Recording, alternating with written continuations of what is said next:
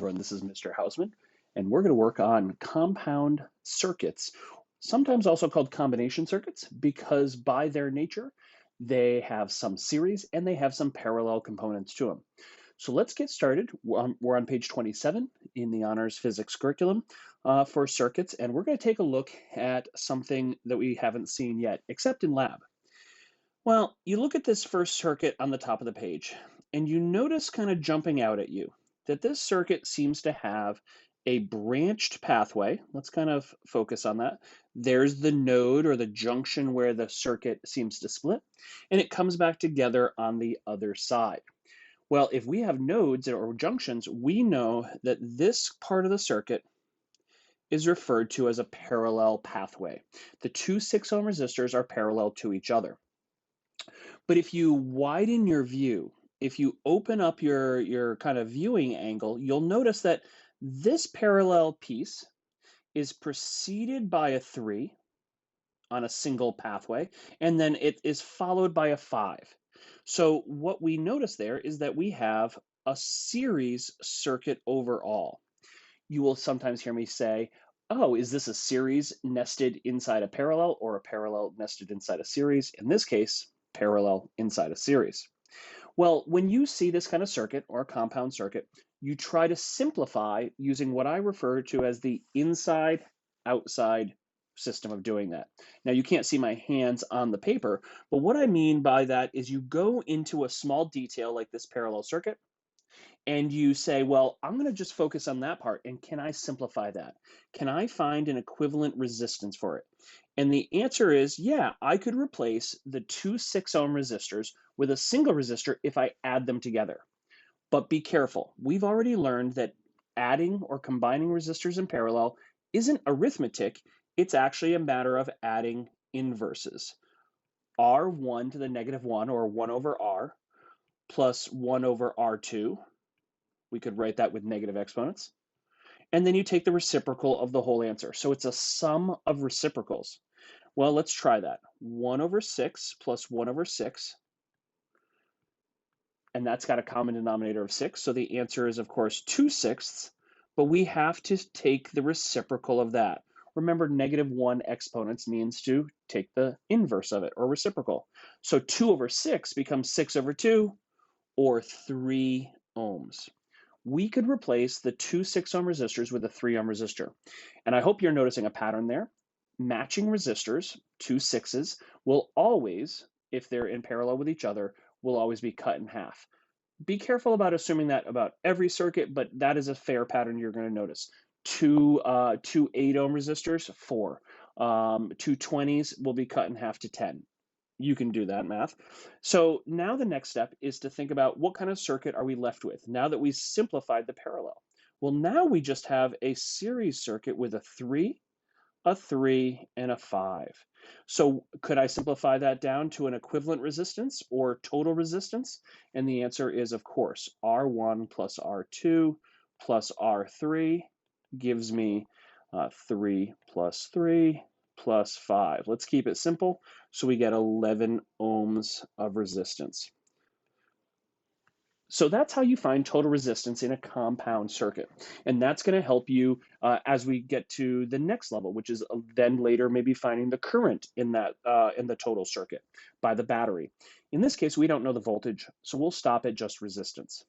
Let's do another one, but with different resistor values. See if you can follow the pattern. Okay, we've got a junction or a node here, and so therefore we have a parallel inside a series circuit. Work inside to outside. Now, 12 and 6, you can't just divide by 2. So you take out your handy calculator and you take 12 to the negative 1 power plus 6 to the negative 1 power. And then don't forget to take the reciprocal of the total, and we get 4 ohms of resistance. Now, if you're a pattern kind of person, you're like, wait a minute. One thing I notice is that in parallel circuits, the combined resistance is always less than the smallest resistor. So 6 and 6, that the pattern there is that you often get half. 12 and 6, you get a resistance that is smaller than both of them combined. meaning arithmetically. So 4 is less than the 6. Now we add them up in series. 4 plus 9 plus 5, that's really 18 ohms of resistance because that's just series addition. So that last step, right, just to make sure we see what we did there to get the R total, we did R1 plus R2 plus R3, and we added them all up because by the time we finished the parallel, all we had was a series left. Okay, now this one is the, I guess, hardest level introductory resistance calculation, but really it's a parallel inside a series again. So not every problem will be like that, but that's a good place to start. So let's simplify 12 and 6. Oh, we've already done that. That becomes, if we redraw the circuit, 4 ohms of resistance. And now we have a 3 that precedes a 6 that is followed by a 4 equivalent resistor and a 5.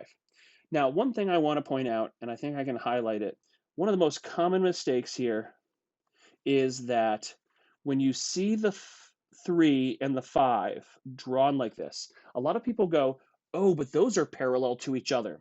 Remember, parallel in math class means, right, never crossing two straight lines that never cross.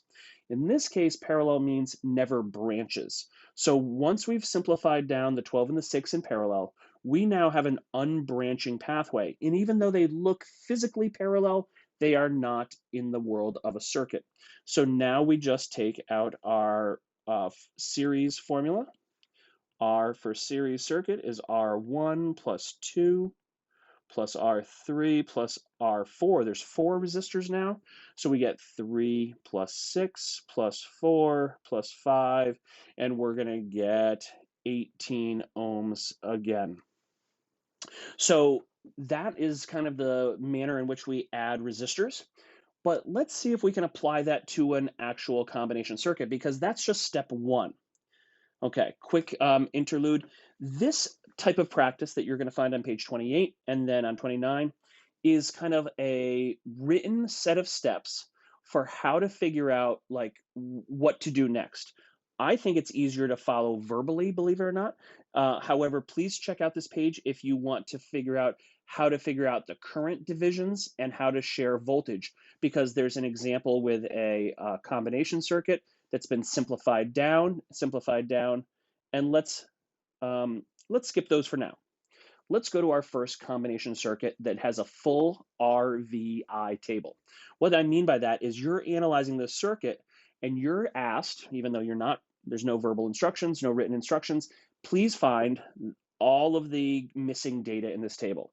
If you can do that, then you're analyzing the circuit to see what it's putting out for voltage, what it's running for current. And of course, most circuits in real life are not this simple. 3 total resistors, 2 in parallel, 1 by itself.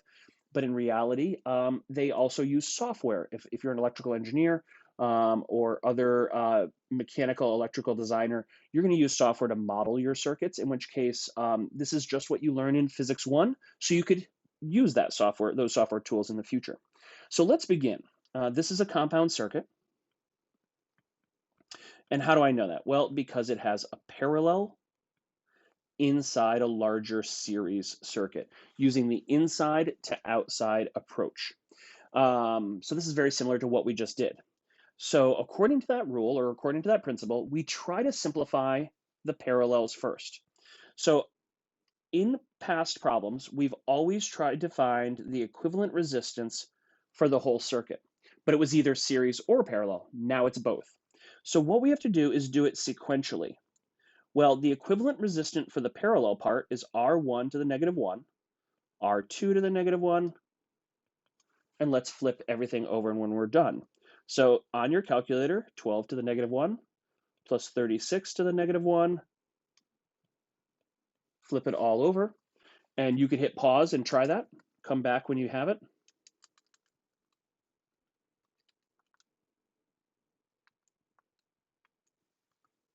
And you should get 9 ohms. So 9 ohms is equivalent to a 12 and 36 in parallel. Now be careful not to obliterate them, but if you wanted to cross them out gently and write in 9 ohms equivalent, that would be a way to remember what you've just done. but you still don't know the total resistance for the whole circuit. We need to do it again. Let's call it our total now, the total resistance of the circuit, but that's now a parallel circuit because the R1 precedes the 9 that we just calculated. So now we have 6 plus 9, or a total of 15 ohms of resistance. Okay, step 1. That's very similar to past problems, except now it took us 2 steps to get the equivalent resistance. Let's keep going. Step 2 has always been to find the I of the battery, the total current. You may see me write it I total or I battery, and we use Ohm's law to do that. We now, unlike past problems, the one where we just walk through how to add the resistors, we now know the voltage is 60 volts at the battery. You recognize the symbol for a battery over here. 2 parallel lines, 60 volts. There's a lot of giveaways there. We divide that by 15 ohms, and we get a current of 4 amperes, or 4 amps. So that's the total current. So historically, I've seen a lot of great students say, I can get that far. I'm pretty good at adding up resistance. I can use both formulas. I can use Ohm's law. And I can even fill out your table and kind of stay organized. But what do you do with that number 4? Like, what it leads to is people going, well, I know that they don't all get the same voltage because it's not all parallel. I know that they don't all get the same current because it's not a pure series circuit. It's a compound circuit with both. So here's my strategy. This has worked quite well for students. I take a pen and I draw, where is this 4 amps? Put it in the circuit. Where am I certain that 4 amps are flowing? Well, I'm certain that 4 amps are flowing near the battery, right? I could have drawn it on this side, or I could have drawn it on either side of the corner. I could also draw it right here on the other side of R1. And how do I know that? Is because the current hasn't split yet. So we have 4 amps and 4 amps before and after the 6. So the 4 amps of current, think of that as water, think of that as moving charges, a flow of charges. I now know that the 6 ohm resistor gets all 4 amps. Next, how many people have played a little Sudoku over the years? Maybe in elementary school, maybe you still do for amusement. And in Sudoku, do you know the pattern where you have, if you have enough numbers in a row, you figure out what's missing, maybe by process of elimination. It's rarely about guessing. In physics, with these RVI tables, we've created a system where students can then just solve the missing box, if you will. In this case, it's a voltage. Well, I know a resistance, 6 ohms and 4 amps. So when I multiply those out using V equals IR, I get 24 volts. Nice. I got a row solved. I've got the bottom table done, and now I'm doing the analysis of the individual resistors. 24 volts just dropped off at the 6 ohm resistor. Okay. What do we do when we get stuck, when we don't know what to do next? How do we know who to give of the 12 and the 36, what voltages and what currents? Well, go back to the skill that we learned last week or in previous lessons where we talked about how voltage can be mapped out by kind of color coding. So it starts off at 60 volts. It comes back at 0 volts if you've properly analyzed your circuit and you don't have any shorts, and we don't have any short circuits here. Okay, so it's all blue all the way back to the last 2 resistors. Okay, now that doesn't help me, but what that allows me to do is to realize it's 0 volts here, 60 volts in the upper left-hand corner, but we just calculated something. We just calculated, and I'm going to use a little bit of an orange color here, that we just dropped off 24 volts at the 6 ohm. I like these carets, these little tents that you put over a resistor, and you basically describe each one as, right, how much voltage did you just drop off? So 60 came in, that's how much energy they had per coulomb of charge, that's what a volt is, and now you've dropped off 24 of those, and we have to, according to the loop rule, right, make sure that the total has to add up to 0, so 60 minus 24, 36, must be what we have on the orange section. So remember how we had this little, I call them little pucks. This is where it was 4 amps and 4 amps before. Well, now you can label that puck as being 4 amps, and there should be 36 volts. And now look what happens. Both of those resistors, the R2 and the R3, have an orange on one side, 36 volts. They have a blue color code on the right side, 0 volts. So what do we know is that they both need to receive 36 volts. And that's actually something that we've learned about parallel circuits. Both pathways get the same voltage. Notice they did not get the full voltage of the battery because 24 volts was converted to heat or light by the first resistor. Now let's finish, just like in Sudoku strategy. I equals V over R. We use Ohm's law to finish the row. And I is now going to be 36 over 12, or 3 amperes, 36 over 36, 1 ampere, and 3 plus 1, the two currents in the parallel pathways, add up to the total. Remember, there is no rule that current always has to split halfway, although that's often the first type of circuit we analyzed when we first looked at parallel circuits. But no rule to that. But they do have to add up. So that's the beginning of compound circuits. We're going to do several more together. We're going to keep them at this level until we get the hang of it. And then we will try to do some significantly harder ones. And those become really fun and quite challenging. So thanks, everyone. Have a great day.